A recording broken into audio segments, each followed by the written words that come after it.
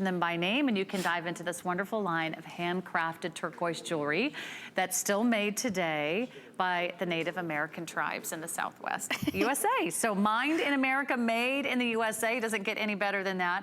And Jennifer, I know these are one of your brand new favorites.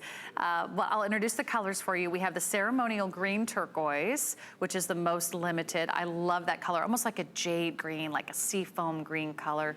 So beautiful. And the matrix has that beautiful sort of honey copper chestnut color that just gives it that earthy, sensual vibe. And then we have it for you in the Kingman choice, which is more of that high blue color. Of course, that's the famous Kingman mine that some of you know and love. They are not small. Look at these babies, about 29 by 24 millimeters. A unique shape, sort of like a dewdrop. A wonderful sort of organic kite shaped or almost like a diamond shape, nearly 2 inches top to bottom. They have a wonderful hand stamping at the top, and then I'll show you the back because you don't usually get to see this, but the entire signature of the artist is on the back, and you'll see it says Greg Yazzie. How about that? Beautifully done. All right, Jennifer, tell us about your favorite earrings of the hour. I've been wearing these and they are fabulous. I love these because when you look at these, they have much more of a traditional look to it for me. And when you go out into the Southwest, and especially to a lot of the older trading posts out in Gallup and out in Albuquerque, you're gonna see pieces that are like this, but this is very unique because of the artisan. His name is Greg Yazzie. He says that when you look at this, for him, it was designed from the sunset. As you can see on the top of the earring, there's a concha with a star stamped in the middle that depicts the sky, the sun and the stars.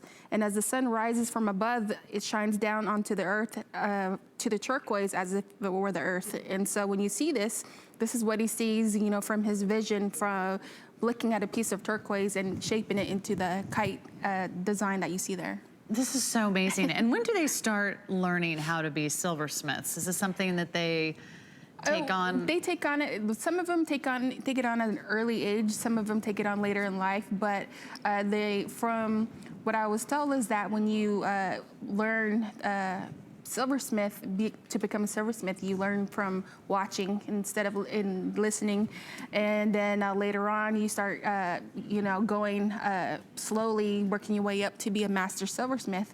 And so a lot of these artisans, you know, have been there for a very long time, for like over 20, 30 years, and some have just barely started, but yet have pieces that are like this. Is this sort of a dying art form, or is this a tradition that... No, it's a tradition that keeps going on, you know, but as times change, you know, the younger generation's minds change too.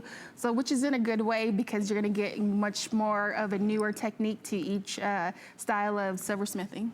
Right, so as times change, there's some modern techniques Yes, that are twist. added, but it still takes a labor of love. And every single, even the bezel here, that's all done in that rope twist, that's still done by hand today. They'll take a long, thin wire of sterling silver, they'll twist it, and then they'll lay it around. So every single stone has been selected by hand and then set by hand. It's polished. You'll see how beautifully finished these are on the back. And these are a real genuine piercing with a clutch back. So who was it that was looking for post backs on Facebook? I believe that was Dory. So Dory, these are the earrings you were looking for. She prefers the post backs. And we are streaming live on our HSN Facebook page right now. So if you want to chime in, join the conversation. If you have any questions for Jennifer, or if you want to tell us about some of your favorite Chaco Canyon pieces, I'd love to know what you love about this collection. It's one of my favorites here at HSN. And I think you're going to be thrilled. The look that you get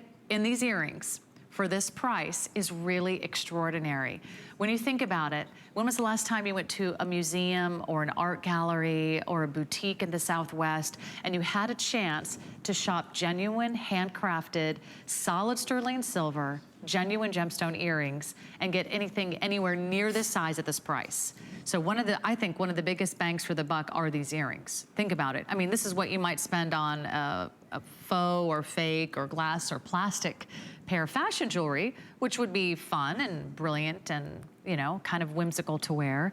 But if you love the real thing, this is a great, great time to shop. We have $26 on those interest-free monthly payments and free shipping on these as well. The free shipping does expire tonight. I want you to know in case you're putting a little wish list together. But I love the size of these, and I also love the shape because they're sort of unpredictable. It's not a circle, it's not a square, it's not really a diamond.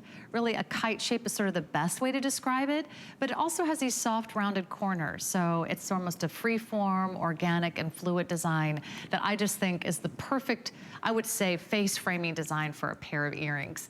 And the way that blue just, on me, I'm wearing the Kingman blue. It just sort of jumps off the screen at you. And then if you look at it on Kate, Kate's wearing the green, which is just to die for. We don't see a lot of ceremonial green turquoise earrings. No. Occasionally a pendant or cuff, but that is such a pretty green. And I love how great it looks with her red hair. If you have green eyes, try a pair of that ceremonial green turquoise earring. Don't you think that would look amazing? I love it. I love the way it pops on her and you as well. There was not an artist, but a caller Those are big. Last night that called in. She was talking about her older green turquoise that she had. And I was saying back then, I remember the turquoise being like a very green, evergreen green, like a long time ago, like very older turquoise. And you don't see that much anymore. More you see of a lighter turquoise, which is the ceremonial green, which you see here. Isn't this pretty? And tell us again why the ceremonial green is so important. That is our most limited color choice, by the way. Because of the design of it and because of the way it looks, with the brown matrix that is in it. There was a medicine man that had gone to the Kingman turquoise mine, and he seen a green deposit of turquoise, which had a very like a lime green hue to it with brown matrix. So when you see something like this, it's very unique. It is. It's really extraordinary. I mean, these pieces would be very, very hard to find anywhere at retail. You're not going to find handcrafted, handmade, solid sterling silver turquoise jewelry at the mall. You're not going to find them handmade by silversmiths from these Native American tribes that really with a wonderful tradition that goes back centuries. And then, of course, to know that every single piece has been finished for you exclusively here at HSN. Each one is a wearable work of art. I think you're going to be so thrilled that you are watching and shopping. This is how you say TGIF. Happy Friday. Here's the weekend. And maybe you're getting your first pair of earrings from Chaco Canyon. I think you're going to be thrilled with these earrings. I love how they're facing forward. I love how brilliant they are. You can't go wrong with either the Kingman blue or that ceremonial green. However, the ceremonial green will be the first to go. Now we've got a nice big cuff for you, and maybe big isn't quite the right word.